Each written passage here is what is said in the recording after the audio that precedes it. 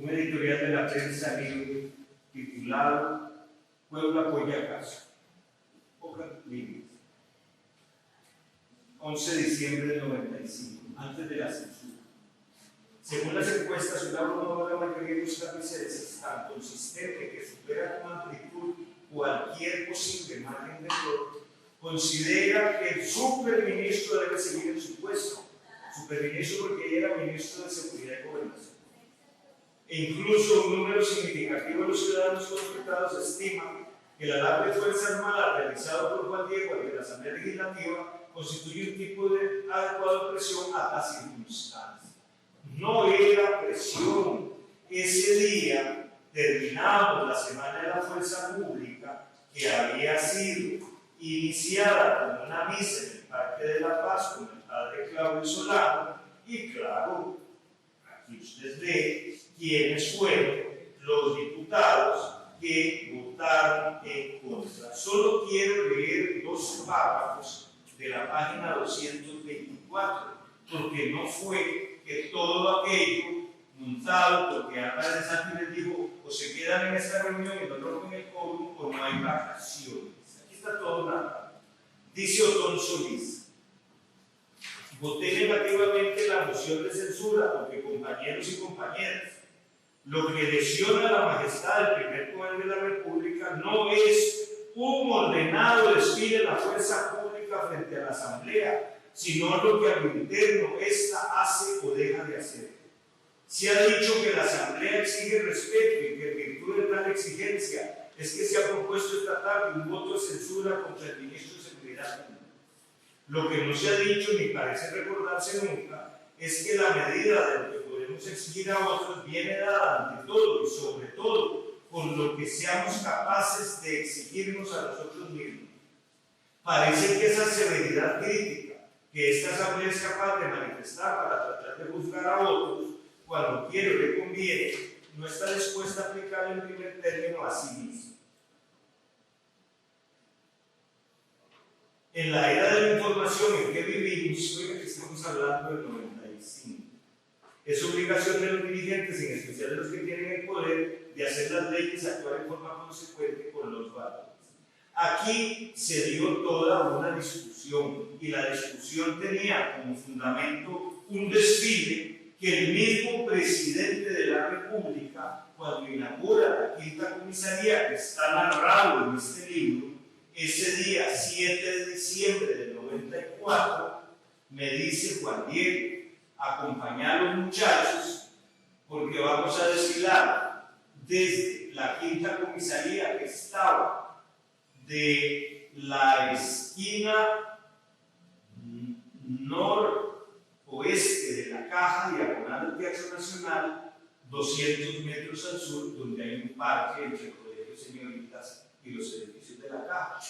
Ahí el presidente dio insignias, inauguramos 125 policías motorizados, inauguramos, con la Rechichilla, por cierto, la quinta comisaría se la convirtió en un mercado de empresarial, porque no querían que quedara nada de eso.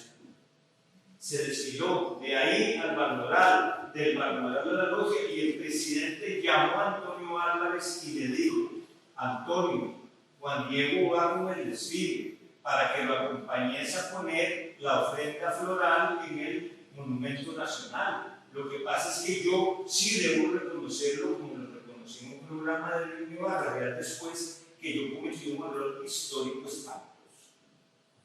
Resulta que el 7 de diciembre de 1987, Antonio Álvarez de Santi había sido declarado el tipo lindo en la revista Perfecta.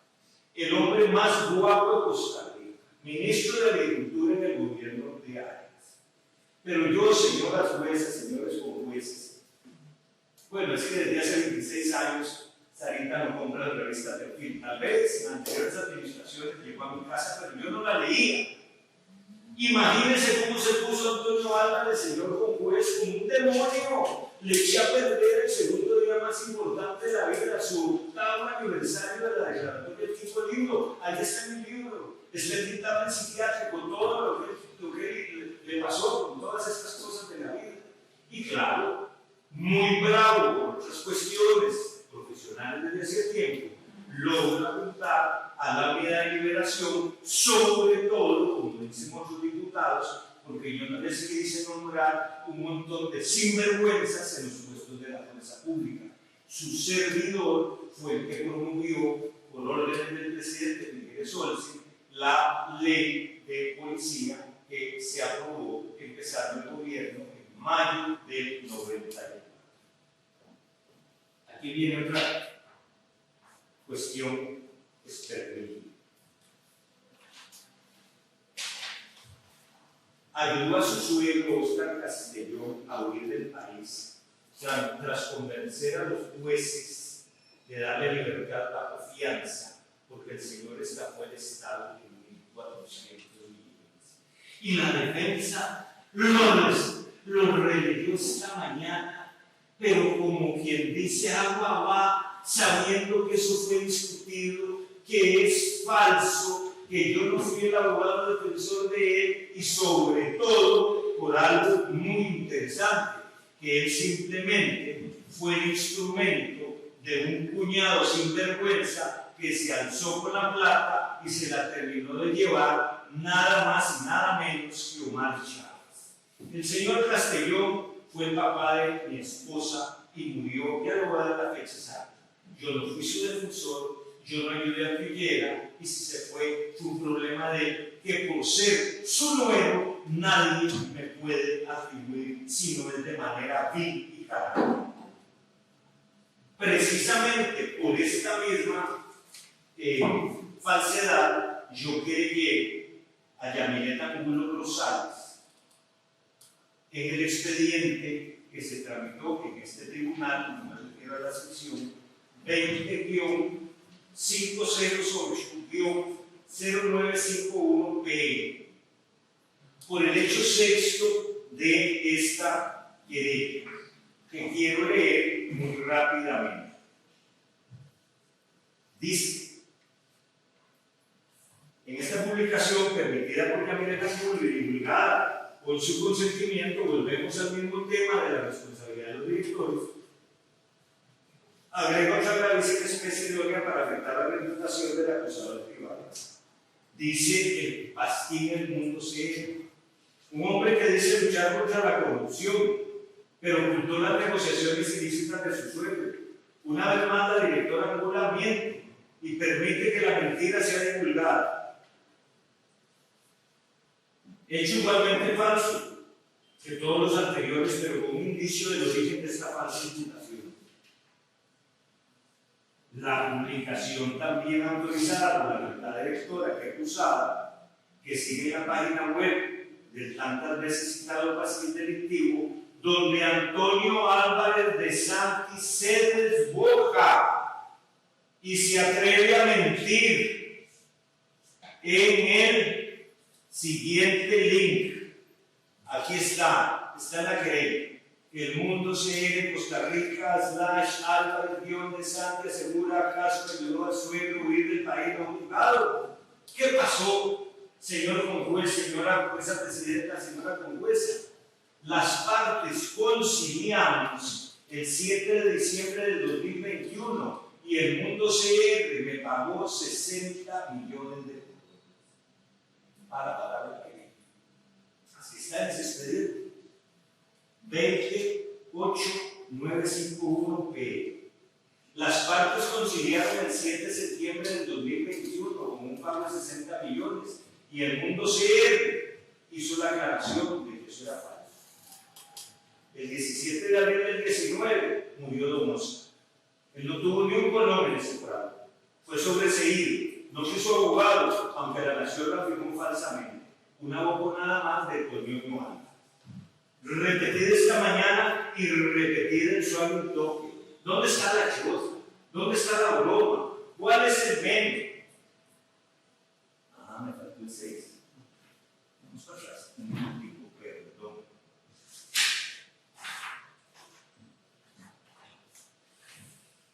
Muy bien. Muchas gracias. El hecho 6 dice: su hermano Pedro Traje, lo dice el ministro de Áreas y el ministro de Chinchilla, Ambos hermanos tienen grandes negocios, muchos gestionables, porque han tenido posiciones del Estado cuando trabajan para el gobierno.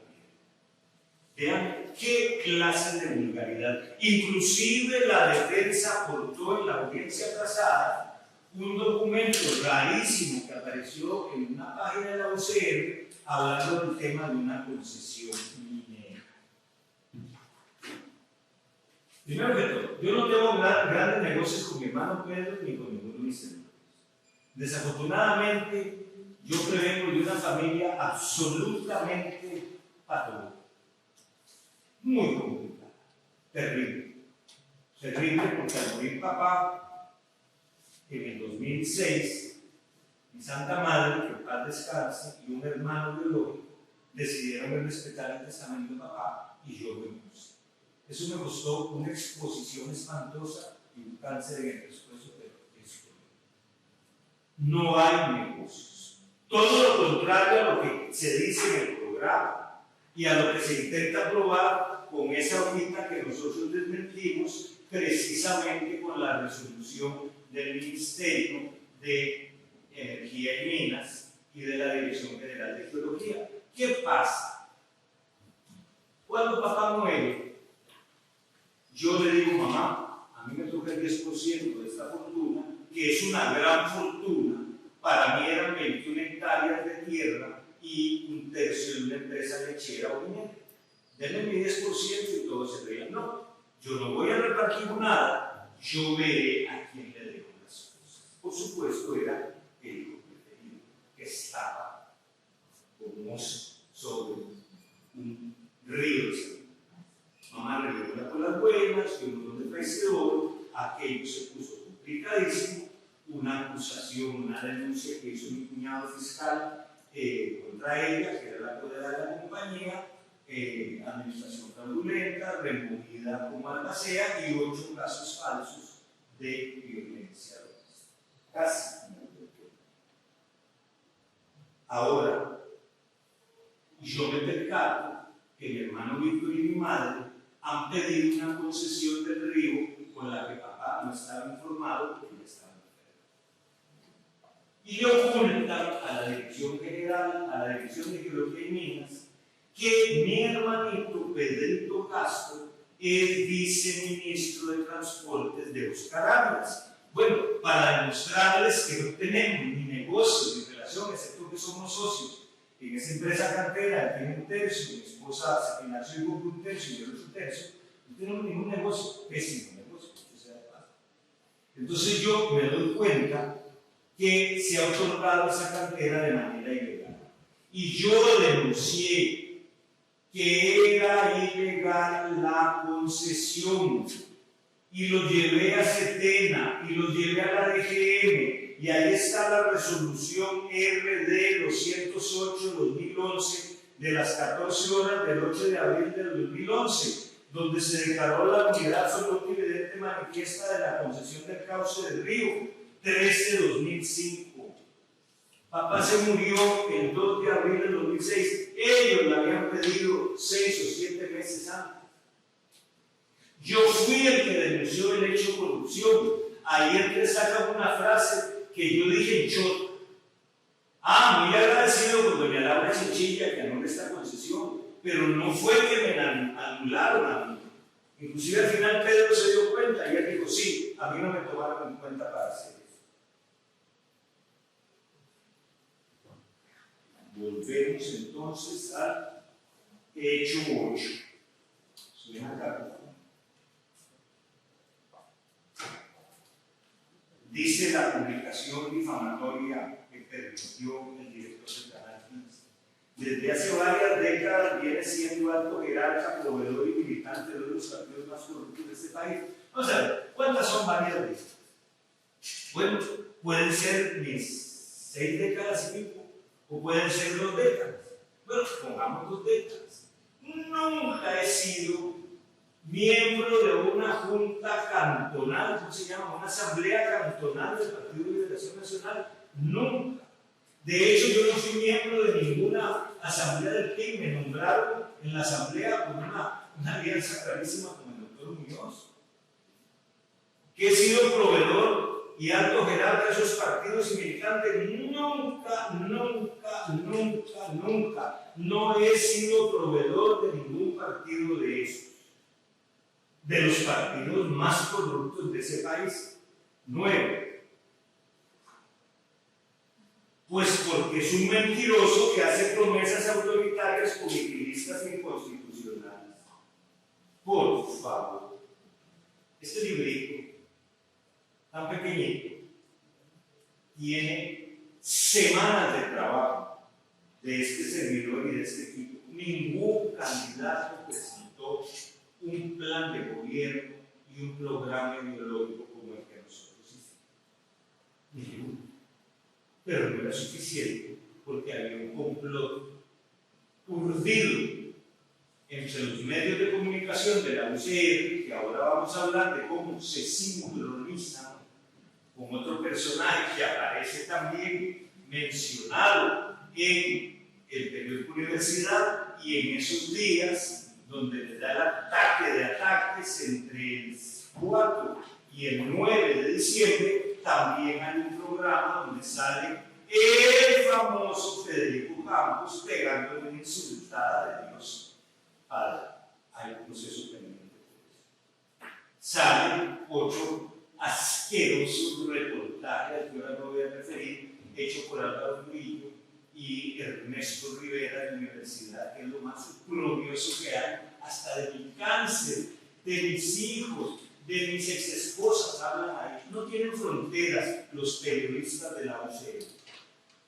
Nada más 4 cositas. ¿En qué hablamos? ¿De qué hablamos en el programa? ¿Con qué empezamos? Con espiritualidad y educación. No hablamos de religión. Los valores del siglo XXI deben fundamentarse en la honradez, la ética y el compromiso moral con que debemos pensar, decidir y actuar como ciudadanos. La educación como el pilar fundamental y la seguridad como el quinto pilar. Hablamos también de qué debemos hacer en el ámbito de la criminalidad. Por ningún lado, ustedes lo pueden ver en la página 26, hablamos de mano dura, ni de aumentar penas. Todo eso es mentira. Ese es un cuento que sale precisamente de un grupo nefasto de la Facultad de Derecho, que son los adoradores de Zaffaroni, que lo inventaron, simplemente que me ha costado muchos malos momentos en algunos tribunales. No me refiero a esto. Otro tema, la corrupción. Clarísimo. Hacíamos una propuesta de una agencia nacional de corrupción, pues